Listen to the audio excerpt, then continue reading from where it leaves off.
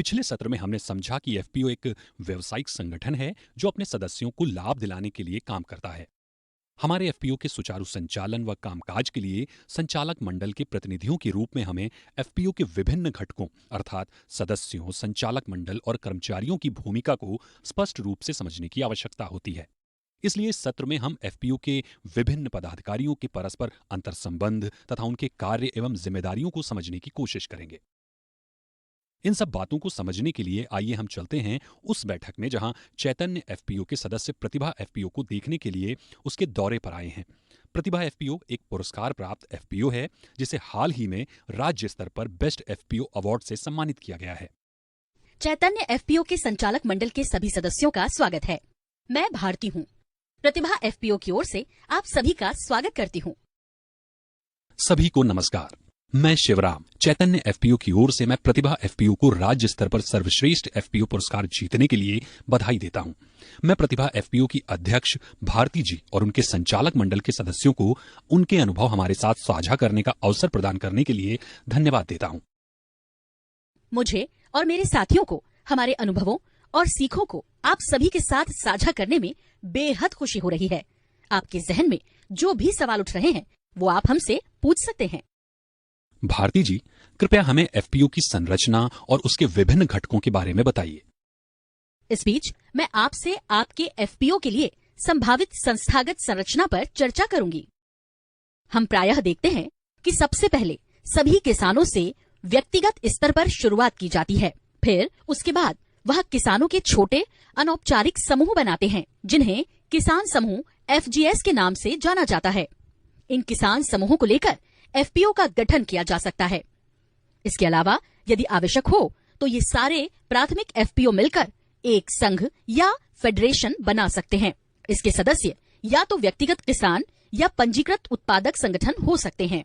किसानों द्वारा व्यक्तिगत स्तर पर स्वयं एक एफपीओ का निर्माण सीधे तौर पर किया जा सकता है। यह भी एफपीओ की एक अन्य संभावित संरचना हो सकती है। तो भारती जी, हर एफपीओ में सदस्य और निदेशक मंडल होने चाहिए? हाँ श्याम, सदस्य, निदेशक मंडल और कर्मचारी किसी भी एफपीओ के 3 घटक होते हैं। उनके बीच के रिश्तों को समझना और उनके आपसी रिश्ते अच्छे बनाए रखना एफपीओ की सफलता के लिए बेहद जरूरी है। सभी सदस्यों को मिलाकर साधारण सभा यानी जनरल बॉडी बनती है। जनरल बॉडी एफपीओ के संचालन के लिए अपने में से कुछ सदस्यों को चुनती है जिन्हें संचालक मंडल कहा जाता है। संचालक मंडल एफपीओ के कामकाज चलाने के लिए कर्मचारियों की नियुक्ति करता है। ये कर्मचारी संचालक मंडल के प्रति जवाबदेह होते हैं। संचालक मंडल इन कर्मचारियों के कार्यों के मूल्यांकन का पैमाना तय करता है और उसके मुताबिक उन्हें पदोन्नति और अन्य लाभ प्रदान करता है। भारती जी, एफपीओ के ये तीनों घटक किस तरह से काम करते हैं, कृपया क्या आप इस बारे में विस्तार से बताएंगी? जी श्याम, इसे सिलसिलेवार समझते हैं। सदस्य या जनरल बॉडी एफपीओ में सबसे ऊपर होती है जो संचालक मंडल के सदस्यों का चुनाव करती है। संचालक मंडल सभी सदस्यों के हित में काम करता है और वो साधारण सभा यानी जनरल बॉडी के प्रति जवाबदेह होता है। एफपीओ के कर्मचारियों की नियुक्ति संचालक मंडल द्वारा की जाती है जो सदस्यों को सेवाएं देते हैं। ये कर्मचारी संचालक मंडल के प्रति जवाबदेह होते हैं। संचालक मंडल कर्मचारियों के कामकाज के मानक तय करता है और उसके मुताबिक उन्हें पदोन्नति या दूसरे लाभ प्रदान करता है। भारती जी, इससे यह समझ में आ रहा है कि एफपीओ में हर एक घटक की भूमिका और जिम्मेदारी पहले से तय होनी चाहिए। जी गायत्री, आप सही कह रही हैं। जनरल बॉडी, संचालक मंडल और एफपीओ के सीईओ हर एक की अपनी अपनी भूमिकाएं और जिम्मेदारियां तय होती हैं। जब हमारे पास तीनों घटकों की भूमिकाओं और जिम्मेदारियों की स्पष्ट समझ होगी तभी हम एफपीओ का कुशलता से संचालन कर सकते हैं और अपने सदस्यों का विश्वास और भरोसा हासिल कर सकते हैं। तो सबसे पहले हम बात करते हैं साधारण सभा या जनरल बॉडी की भूमिकाओं और जिम्मेदारियों के बारे में। जनरल बॉडी संचालक मंडल का चुनाव करती है, एफपीओ के नियम बनाना और उनमें आवश्यक संशोधन करती है। यह भविष्य की योजनाओं, नीतियों और बजट की स्वीकृति करती है। ये वार्षिक रिपोर्ट और ऑडिटेड स्टेटमेंट को स्वीकृति देती है। यह अधिशेष का निपटान और घाटे का प्रबंधन करती है। यह विशेष कोष और फंड तैयार करती है, भौतिक और आर्थिक संसाधनों का सृजन करती है। यह लेखा परीक्षक ऑडिटर की नियुक्ति करती है। भारती जी, संचालक मंडल की भूमिका और जिम्मेदारियों के बारे में कुछ बताइए। जी हाँ श्याम, संचालक मंडल की जिम्मेदारियों को प्रशासनिक, वित्तीय और वैधानिक जिम्मेदारियों में बांटा जा सकता है। प्रशासनिक जिम्मेदारियों में शामिल है सदस्यता प्रदान करना और किसी सदस्य की सदस्यता रद्द करना, पदाधिकारियों के चुनाव और उनके निष्कासन, कार्यकारी समितियों का गठन करना, कर्मचारियों की नियुक्ति और उनके प्रदर्शन की समीक्षा करना, अन्य संगठनों, संघों और महासंघों में सदस्यता को लेकर फैसला करना। वित्तीय जिम्मेदारियों में सम्मिलित हैं एफपीओ के लिए धन जुटाने का काम करना, वित्तीय संसाधनों के व्यवस्थित उपयोग को लेकर फैसले लेना, धन और संपत्ति की सुरक्षा सुनिश्चित करने के लिए विभिन्न गतिविधियों का संचालन करना, बही खातों का सही रखरखाव सुनिश्चित करना, सदस्यों को अतिरिक्त लाभ का आवंटन करना, घाटे का प्रबंधन करना। वैधानिक कार्यों में सम्मिलित है संचालक मंडल के चुनाव का आयोजन करवाना, एफपीओ के लेखा जोखा की ऑडिटिंग करवाना, सालाना रिटर्न दाखिल कराना, सामान्य सभा और संचालक मंडल की बैठकें आयोजित करवाना, उपनियमों में संशोधन। और एफपीओ में सीईओ का क्या काम होता है?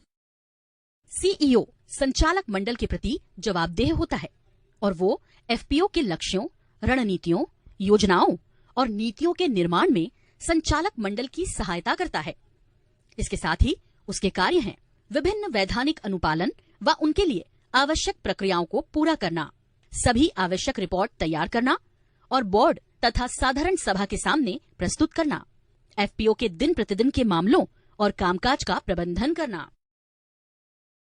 संचालक मंडल के समग्र मार्गदर्शन में सदस्यों को विभिन्न सेवाएं प्रदान करना, जिसमें सम्मिलित हैं सदस्यों के कल्याण के लिए अवसरों की पहचान करना, व्यवसाय योजना का विकास और क्रियान्वयन, सदस्यों को विभिन्न सेवाएं प्रदान करना, सदस्यों का प्रशिक्षण और उन्मुखीकरण, सदस्यों तक सूचनाओं का आदान प्रदान करना, जैसे कि वित्तीय, भौतिक व तकनीकी संसाधन जुटाना, एफपीओ के लिए विभिन्न आवश्यक बुनियादी ढांचों को तैयार करना और उन तक पहुंच सुनिश्चित करना।